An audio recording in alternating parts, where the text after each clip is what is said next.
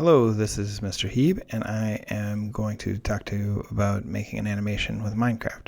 First thing we need to do is import the basic stuff, but now we're going to import time, which is something new. No, not new, but you know. So then I'm going to bulldoze the world.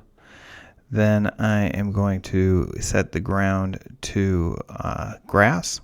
And then finally, I'm going to set the final position or a position just so we're all starting at the same spot and working at from the same position.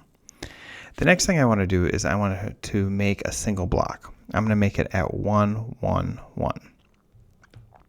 So now I just have to type out mc.setBlock 1, 1, 1, and then I need to set my block type.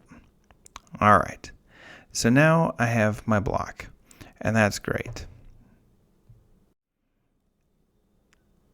Now the next thing we need to do is get ready for our next block.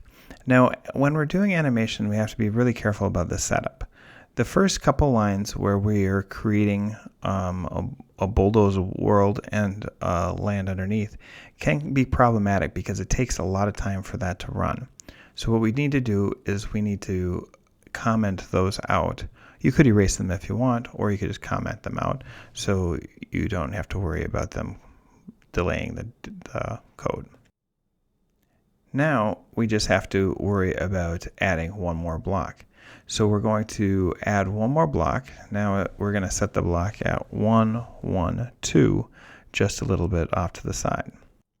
Now when we run this, we have both of these blocks here, and we don't really want both of these blocks here. What we want is we want one to show up while the other one disappears, so it has the effect that it is moving.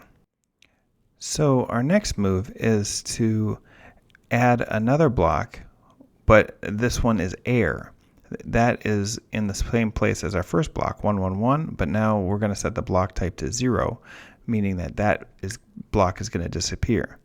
Now, once that block goes away, we need some time to show the first block and then have that first block disappear and have the new block appear. Now, our next step is to make our third block. Now, instead of moving one more over, we're going to move one more up. So we're going to change our Y value. But we also need a time.sleep 0.5 so that it goes over, waits for half of a second, and then goes up. All right, now we need to just get rid of the previous block like we did before, and now add our new block. And so now when we run this, it's going to start, move over 1, and finally move up 1 block. Should work out net. Now, if this is a start, now we can start doing a little bit more interesting work with this.